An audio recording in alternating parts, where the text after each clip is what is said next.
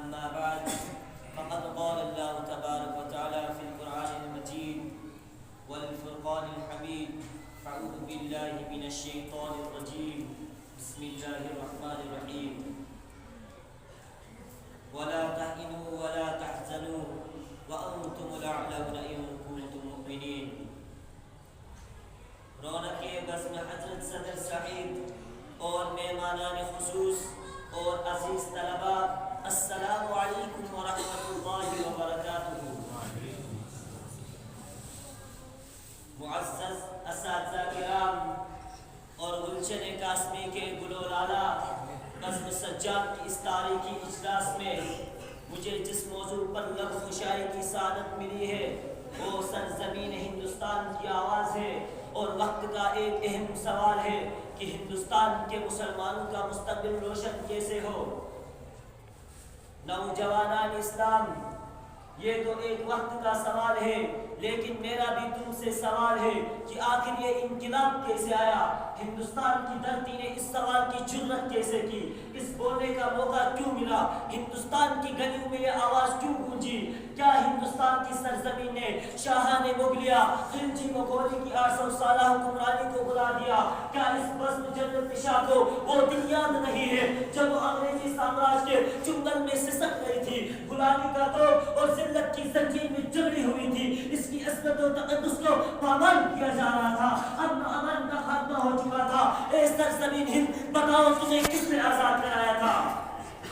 علم امیت کس نے بلند کیا؟ تحریک آزادی کی بانی شیخ الہند کون ہے؟ مجاہد آزادی مولانا حسین احمد مدنی کون ہے؟ قائد آزادی مولانا ابوالکلام آزاد کون ہے؟ مولانا محمد علی جوہر، مولانا محمد علی شوکت علی گور، مولانا عبد الرحمن سواری، عطاءاللہ شاہ بخاری، یہ سب کے سب کون ہیں؟ ہماری اسلاف و اکابر تو ہے، ہمارے آبا و اجداد تو ہے جنہوں نے ہندوستان کے ماضی و حال اور مستقبل کو سنوارا ہے. سوار سوارا ہے ہم نے اس ملک کے جیسے برہم کو، سوار سوارا ہے ہم نے اس ملک کے جیسے برہم کو، کہ اہل جنوں بتلائیں گے کیا ہم نے دیا ہے عالم کو. پھر بھی ہم سے سوال کیا جاتا ہے کہ ہندوستان میں تمہارا مستقبل روشن کیسے ہوگا؟ دور حاضر کے نوجوانوں، سرزمین ہند کی پکار سنو. ہاں مجھے یاد ہے تمہاری ہی اسلاف و اکابر نے ہمیں عزت و عظمت کا تاج پہنایا ہے، میری گردن سے تو کے غلامی کو اتارا ہے. تمہارے آباؤں نے ہمیں جنت نشان بنایا ہے، لال قلعے کی عظمت دی ہے، قطب مینار کی بلندی عطا کی ہے. تمہاری شہنشاہوں نے ہمارے سینے کھیتی کو تاج محل کے حسن و جمال سے سنوارا ہے. مگر تھے تو وہ آبائی تمہارے، تم کیا ہو؟ مگر تھے تو وہ تمہارے آبائی، تم کیا ہو؟ ہاتھ پہ ہاتھ درے منتظر فردا ہو. تم ٹیپو سلطان کے اولاد ہو مگر تم میں جرأت و بصارت نہیں ہے. تم شاہ اسماعیل شہید کے لانے ہو مگر تم میں وہ جذبہ اطاعت نبی سے عشق و محبت نہیں ہے. تم شیخ الہند کے فرزند ہو مگر تم میں خوف خدا اور تم شیخ الہند کے فرزند ہو مگر تم میں خوف خدا اور الہیت نہیں ہے. تم شیخ الاسلام کے سپت ہو مگر تم میں خوف خدا اور دنیا سے بیزاری نہیں ہے. تم ابوالکلام آزاد کے نونہار ہو مگر تمہاری زبان میں وہ طاقت نہیں ہے. تم عطاءاللہ شاہ بخاری کے جانشی ہو مگر تمہاری زبان میں وہ طاقت نہیں ہے. پھر تمہارا مستقبل روشن کیسے ہو سکتا ہے؟ تمہیں عزت اور سربلندی کیسے مل سکتی ہے؟ حکومت کا تخت و تاج تمہاری قدموں میں کیسے آ سکتا ہے؟ مسلمانوں، تم نے اپنے ماضی کو بھلا دیا. تم نے آقا دو جہاں سید الکونین صلی اللہ علیہ وسلم کے اسوہ حسنہ کو بالائے طاق رکھ دیا. فاروق اعظم اور خالد بن ولید کے طریقہ کار کو چھوڑ دیا. تم نے صلاح الدین ایوبی اور ٹیپو سلطان کی تاریخ کو بلا دیا. تم نے حسین احمد مدنی، عبید اللہ سندھ کی للکار کو پس پشت ڈال دیا.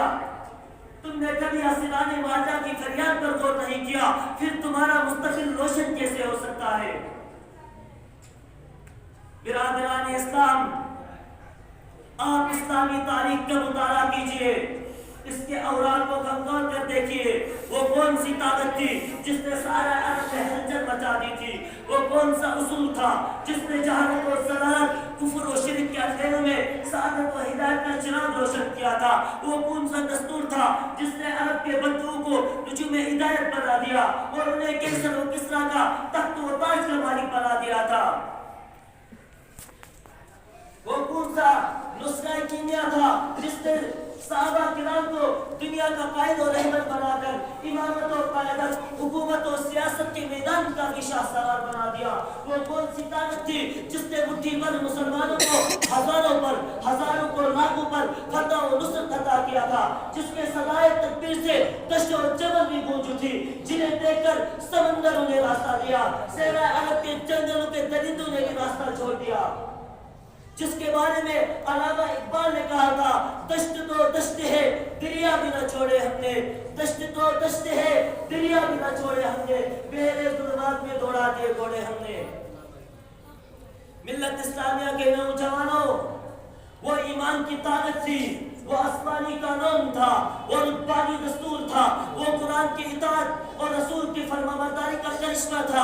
آپ رسول اللہ صلی اللہ علیہ وسلم کے صحابہ کرام کی زندگی کا ایک ایک لمحے کا مطالعہ کیجئے تو آپ کو معلوم ہوگا ان کی زندگی قرآن و حدیث سے عبارت تھی۔ ایمان کامل اور توحید خالص سے ان کا دل معمور تھا۔